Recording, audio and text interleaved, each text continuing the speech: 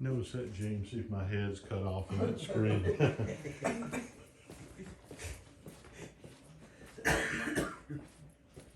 Am I good there? You're good. Okay. All right, this week, Genesis 18 and 19, we'll cover right much today. Last week, Abraham was promised a son through his wife Sarah, and this week, we'll study how it came to pass. All right, so we'll begin with Genesis 18. First 8 verses, the Lord appears to Abraham. I was going to call him Abram after all that time. Abraham.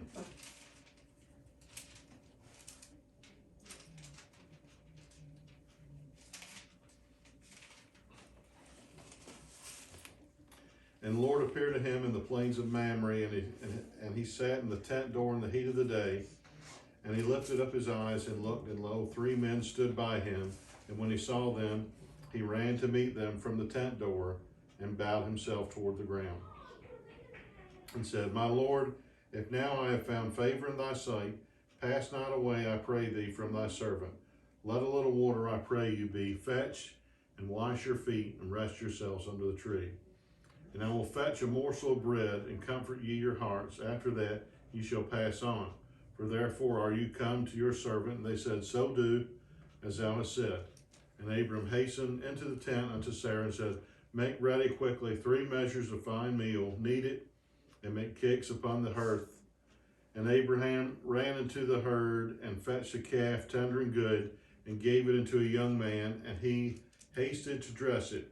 And he took butter and milk and the calf which he had dressed, and set it before them, and he stood by them under the tree, and they did eat. All right. So who are these 3 men? The Lord himself. I used to hear a lot in seminary, they would call this a theophany. This is probably a Old Testament appearance of Jesus in the form of a man. And the two are with him, are the 2 angels who will go into Sodom the next, right after this. When you read about this, it's kind of like Old Testament hospitality. Just think of the time it would take. You know, he says he's preparing a calf. It's like if strangers showed up and the modern equivalent says waiting for me to fix a pot roast, which would take about 3 hours. But in this case, they had to go get the calf and you know, kill it and dress it and do all that stuff. But it's a different world then. You're not on this time crunching schedule. When people packed up for journeys in those days, they're like, I'll be back when I be back. I mean, you travel till you can't go any farther, then you stop. And I think it's just like a Middle Eastern hospitality. A stranger has to show you that. And just, you know, this probably took 6-7 hours of process, but they had nowhere to go anyway. And they packed up and went on their way. So just a different world back then. I think even today, I was reading one of my missionary things about, I think it was Voice of the Martyrs in different places where they go in Africa. You know, if you're driving out into an unknown place and you stop and ask for water, they have to take you in and stuff like that. It's just a custom of that area. And of course, this is, you know, where history basically began after the flood in this area. So now they're about to give Abraham a very important message. 2 different messages. All right. Verses 9 through 15. And Sarah doubts she will have a child. And they said unto him, Where is Sarah thy wife? And he said, Behold, in the tent. And he probably was saying, whipping up that pot roast that I'm making that Tochi casserole. And he said, I will certainly return unto thee according to the time of life. And lo, Sarah thy wife shall have a son. And Sarah heard in the tent door which was behind him. Now Abram and Sarah were old and well stricken in age, and it ceased to be with Sarah after the manner of women. Therefore Sarah laughed within herself, saying, After I am waxed old, shall I have pleasure, my Lord being old also? And the Lord said unto Abraham, Wherefore did Sarah laugh, saying, Shall I of a surety bear a child which am old? Is anything too hard for the Lord? At the time appointed I will return unto thee according to the time of life, and Sarah shall have a son. Then Sarah denied, saying, I laugh not, for she was afraid. And they said, Nay, but thou didst laugh. Last week, laughter seems to be involved with Isaac. It wasn't just Sarah If you remember we'll go read it real quick, chapter 17 and verse 17, when the Lord said he's going to have a son through Abraham. Then Abraham fell upon his face and laughed, and said in his heart, shall a child be born unto him that is 100 years old, and shall Sarah that is 90 years old bear? So there was a lot of unbelief involved here. Sarah, in a panic lie, says she didn't laugh. I don't know if any of you have ever done this. I've tried to be a very honest person. The only thing where I would say is areas like if someone made you something and you didn't like it and you had to say something that was but I remember one time I had a similar situation like Sarah. There was this guy who come in Gordon's who stuttered, and he ordered, he said, give me a small coffee, and I just couldn't help it. I busted out laughing. He said, yeah, I guess he felt, I stutter sometimes. I said, oh, I wasn't laughing at that. Well, what was I laughing at? I just in a panic, and that's kind of what Sarah did. And this was to the Lord himself. The Lord was like, yeah, you did. I'm the Lord. What do you think? I don't know that. But, the Lord kind of turned that around, and that's what the child was named after. And like we said, Sarah is 90. Not like a 9-year-old today, because she's going to live up to her hundreds, but she's past the time of childbearing, so it doesn't matter. It's a miracle if she can't have children anymore. And Abraham's 100. Probably not like, I would say it's probably equivalent to someone, maybe a couple in their 60s having a child today. So still old. And the Lord tells us it's going to happen. And then the key verse here, I want to pull from here, is anything too difficult for the Lord? If she was 150 and about to die, and he said, you're going to have a child, you're going to have a child with him. So that was message number 1. Message number 2 is when the angels leave for Sodom. We've got a lot going on here. Verse 16 through 21.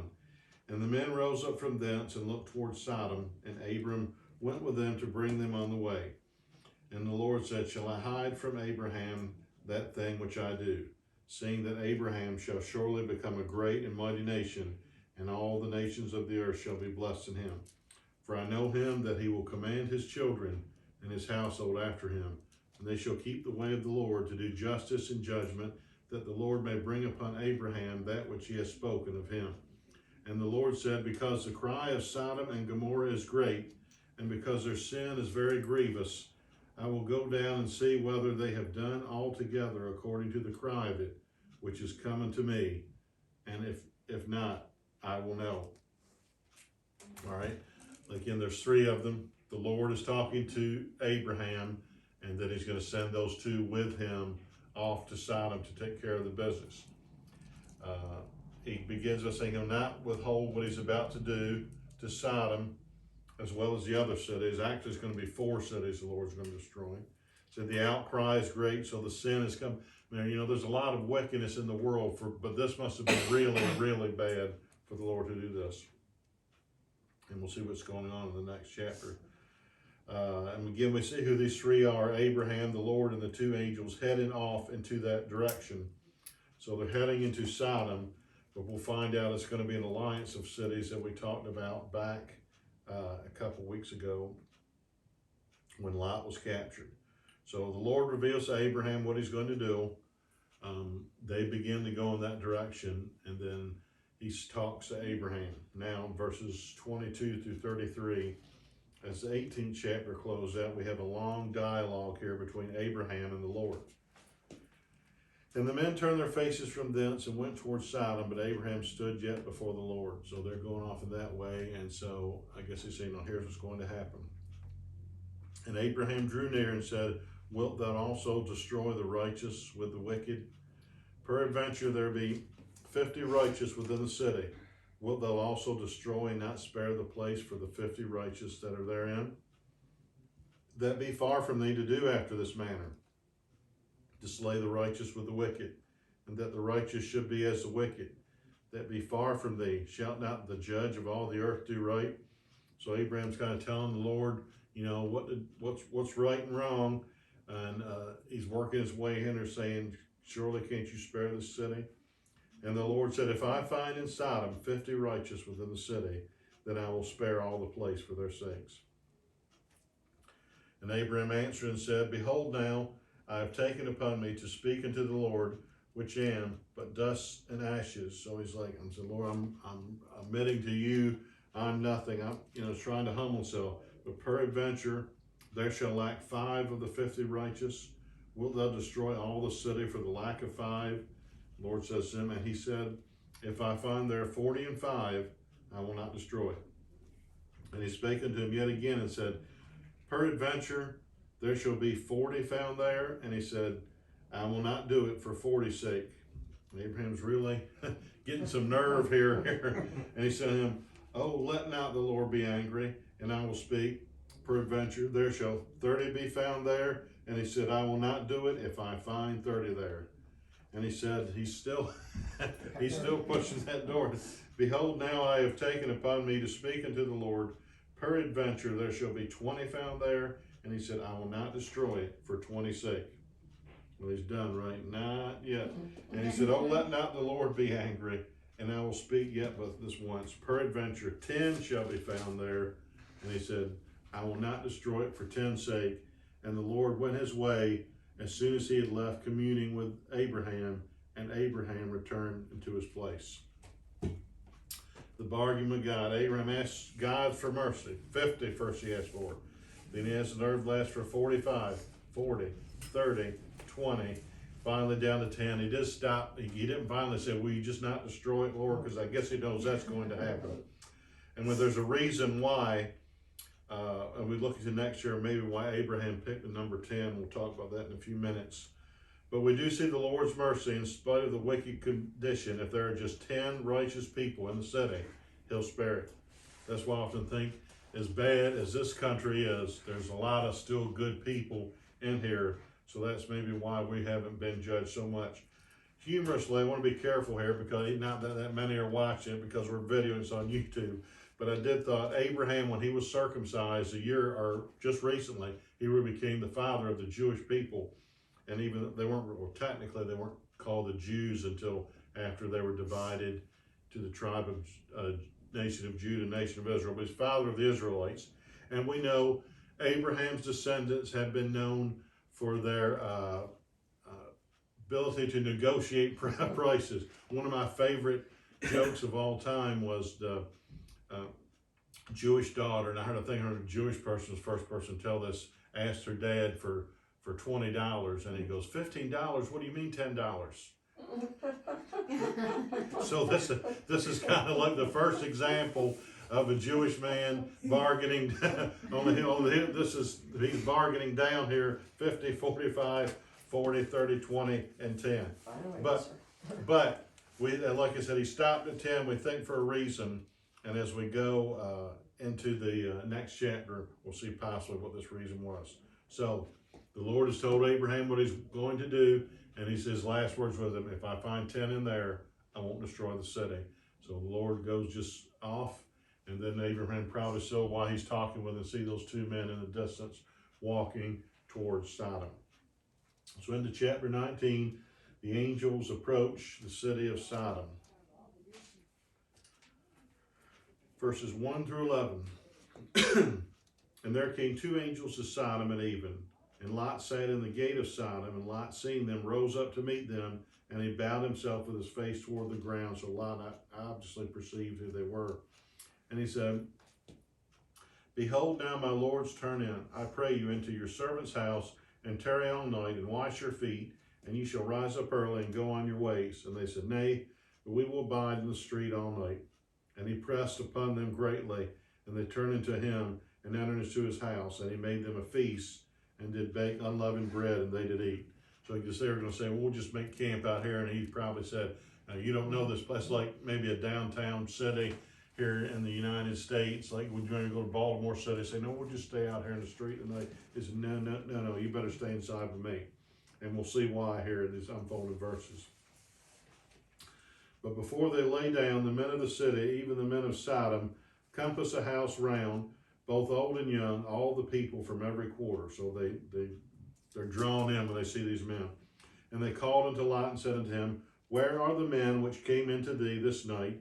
Bring them out unto us, that we may know them. We know what that means in King James, know them. And Lot went out at the door unto them, and shut the door after him. So it's like he keeps him behind, closes the door behind him, and said, I pray you, brethren, do not so wickedly.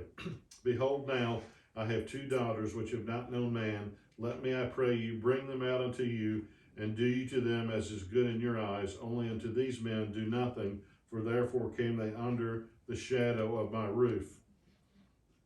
And they said, stand back. And they said again, this one fellow came in to sojourn, talking about Lot now, and he will needs be a judge. Now we will deal worse with thee than with them.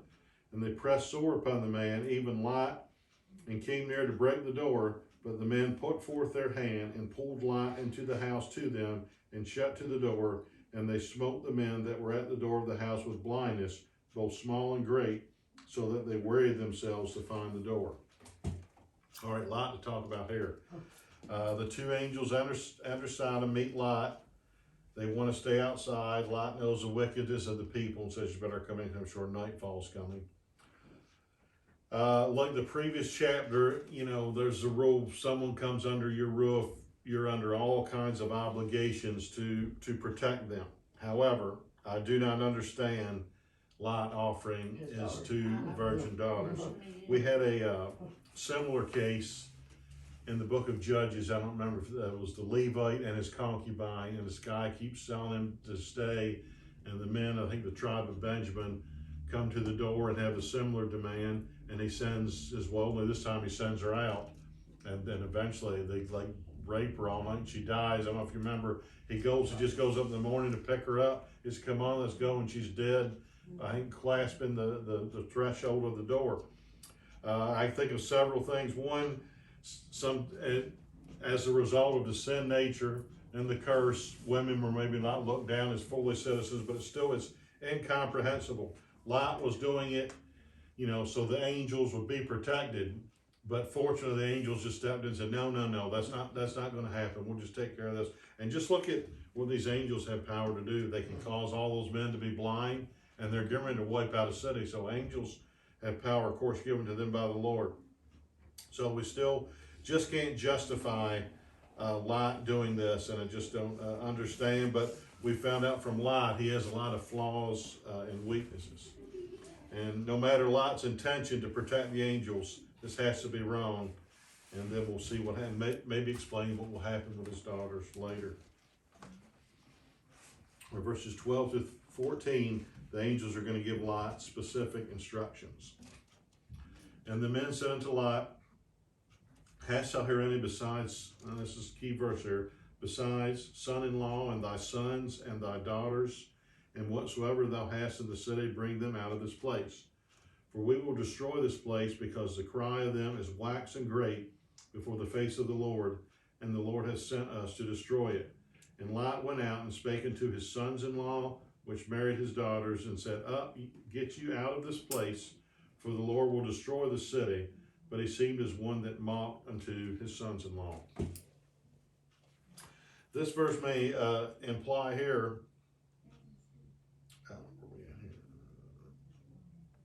that Lot could have more than just his wife and his 2 daughters living with him. We will look back at the last chapter when Abram was bargaining with God with 10. Could there be 10 people in Lot's household? Now, some translations make this sound like the sons-in-law he's talking about were pledged to his daughters, but could he had 2 other daughters? If that's the case, Lot, his wife, 2 daughters in his house, 2 daughters out of his house, their 2 husbands, and the 2 pledged to him. That could total 10. Or it also mentions sons here. Could Abraham known there were 10 people in Lot's household? And that's why I said, Lord, will you spare it for those 10 people? But as the angels find out there, what is the last thing we just read? But he seemed as one that mocked unto his sons-in-laws. None of them believed him. So if there was 10, there's only going to be 4 people now who's going to be saved. So as a result, that seals Sodom's fate. So destruction is coming, and so now it's time for their instructions. And this is what they're told what to do, verses 15 through 22. And when the morning arose, then the angels hastened Lot, saying, arise, take thy wife and thy 2 daughters which are here, lest thou be consumed in the iniquity of the city.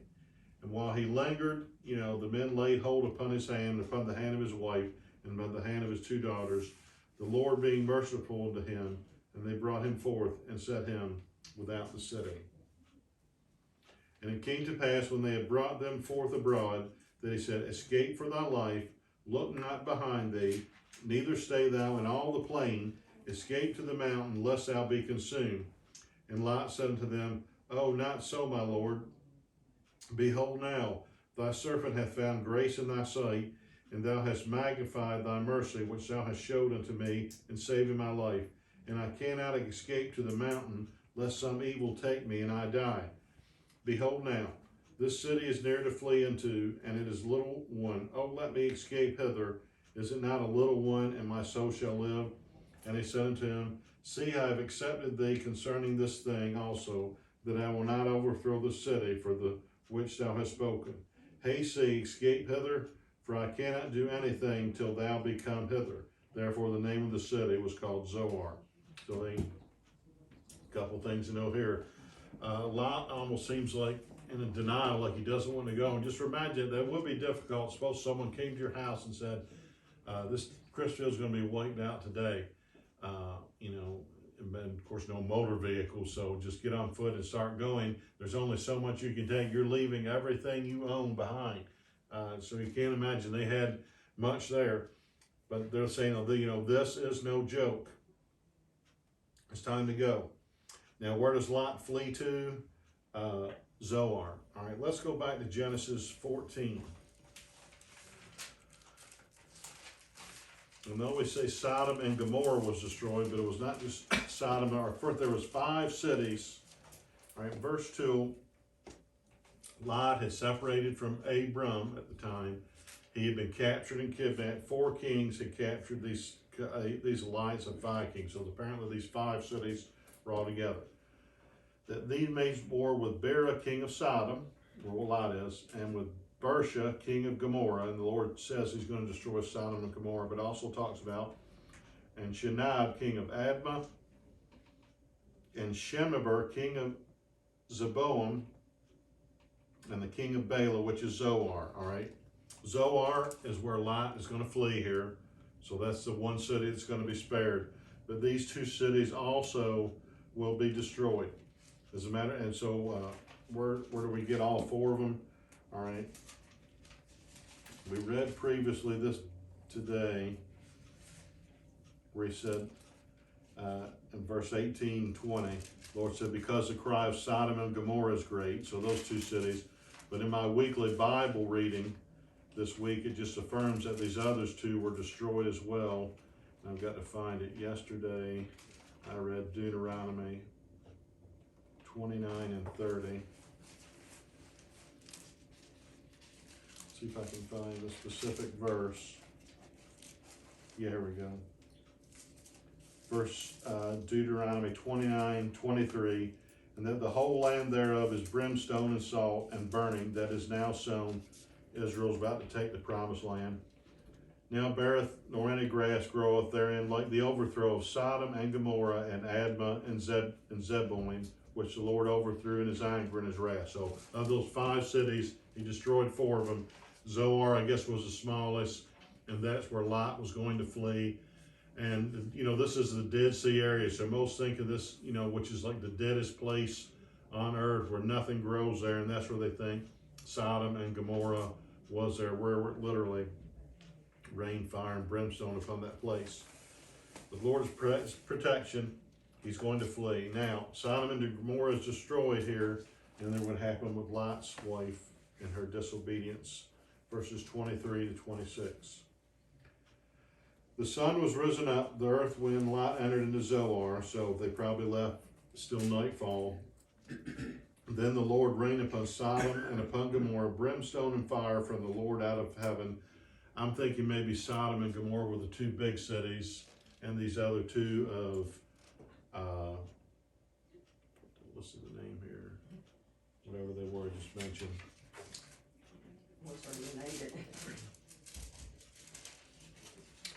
Well, and the other 2 anyway, the Lord destroyed. They were probably maybe outskirts of the town also. or here, Admah and Zeboim. So the Lot, Sodom and Gomorrah, the main two, the Lord has destroyed all four of these cities. And he overthrew these cities and all the plain, all the inhabitants of the cities, that which grew up upon the ground. So he wipes it out completely. But his wife looked back from behind him, and she became a pillar of salt. I've referred to this once before. Anyone's seen the movie, The Bible in the Beginning? It's with George C. Scott as Abraham, and does Abraham know in the flood? They have this scene. It's really good for a 1960s movie. Lot's wife, he tries to stop her, and you know, for the graphics in it really looks good. She just turns into like exact replica of herself. It's like a mannequin, only it's completely white, turned with salt. It's her disobedience. She turns around and looks back. The city is destroyed, completely wiped out. And like I said, it's mostly like the area of the Dead Sea. Lot's wife disobeyed, and she's even used as an example by Jesus in the Gospels.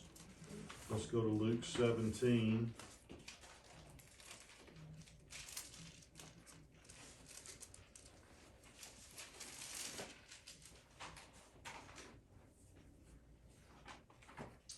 One of the shortest verses in the Bible. Verse 32, remember Lot's wife. And what does it say after? Whosoever shall seek to save his life shall lose it, and whosoever shall lose his life shall preserve it. She is kind of symbol of looking back on the things of the world. So we as believers, you know, are kind of going to be like, you know, once we've made our decision to follow the Lord, the things that are behind us are no longer, you know, to be considered. We're supposed to move on and head to the right direction. So as a result, she's destroyed. Now, that leaves Lot down. He could have as many as 10 people in his family the night before, and now he's just down to 3. Very briefly, Abraham must have been not too far of a distance from this place. And of course, we know the angels walk there. So verse 27 to 29. And Abraham get up early in the morning in the place where he stood before the Lord. And he looked toward Sodom and Gomorrah and toward all the land of the plain, and beheld, and lo, the smoke of the country went up as the smoke of a furnace. And it came to pass, when God destroyed the cities of the plain, that God remembered Abraham, and sent Lot out of the midst of the overthrow, when he overthrew the cities in the which Lot dwelt. Abraham is close enough to see the smoke coming up, and I imagine he looks in the distance and said, I guess there wasn't 10 righteous people in there. Fortunately for Lot's sake, Lord could not destroy it until Lot was gone. Because of his connection with Abraham, he was afforded that protection and was removed. So Abraham can't know this for sure, but I'm sure by faith he realized Lot is safe. All right. Finally, the last thing, the Lot's incest with his daughters. We know this terrible factor in the latter part of Lot's life. Verses 30 to 38. And Lot went up out of Zoar and dwelt in the mountain, and his 2 daughters with him, for he feared to dwell in Zoar, and he dwelt in a cave, he and his 2 daughters. So the Lord told him, he said, look, can I go to Zoar? And then when he goes there, he doesn't even want to stay. So now he's just living in a cave with his 2 daughters. And the firstborn said unto the younger, our father is old, and there is not a man in the earth to come in unto us after the manner of all the earth.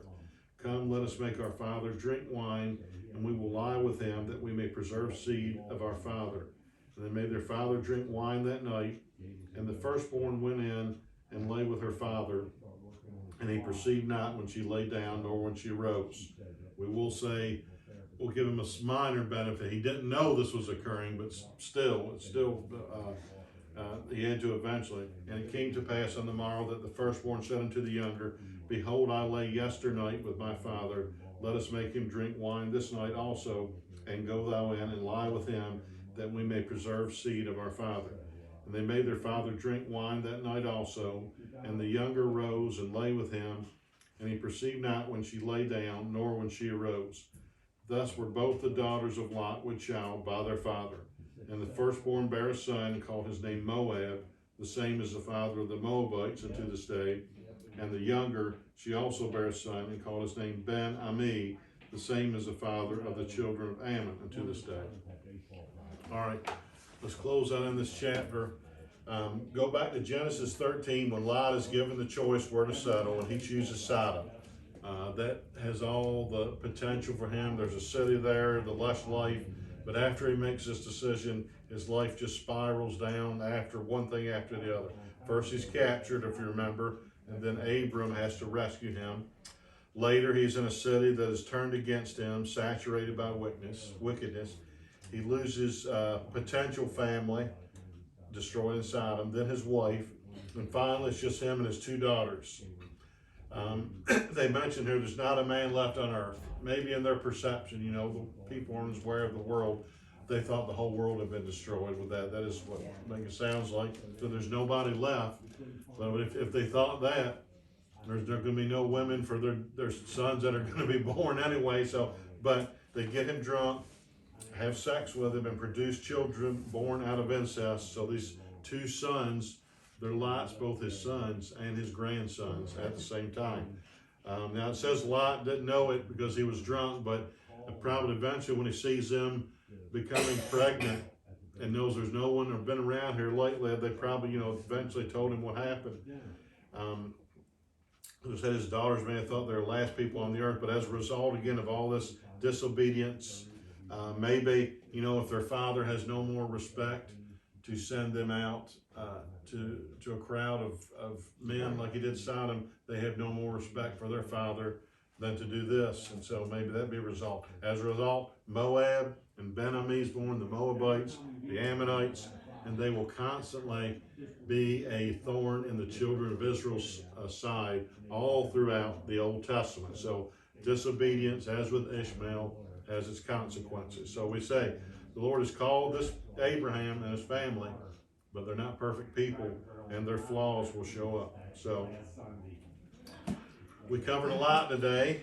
Isaac next week, or today, this week we covered Isaac's birth foretold and destruction of Sodom and Gomorrah. Next week, Abraham falls into an old habit again, and then we'll talk about Isaac actually being born. So we'll wrap it up here. Anyone have any comments or questions about this? My Bible says that they got their father drunk and had sexual relations. It says we can hardly approve of their action, yet their desperation was real. Their husbands had died and they were not likely to remarry. So maybe that's why it's less than 10. Yeah. Yes, so, right. I still think that the whole family, that sounds like the profile of dysfunctionality. Lot's family there. Maybe that's the Lord saying, Abraham, no, I didn't call your father Terah. I didn't call your nephew Lot. I called you.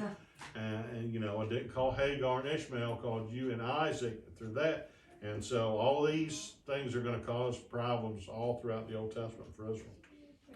All right, well, let's close in prayer. Lord, we thank you for this time together. I ask that you bless the remainder of the services today and for all the requests that were mentioned earlier. I ask all these things in Jesus' name. Amen.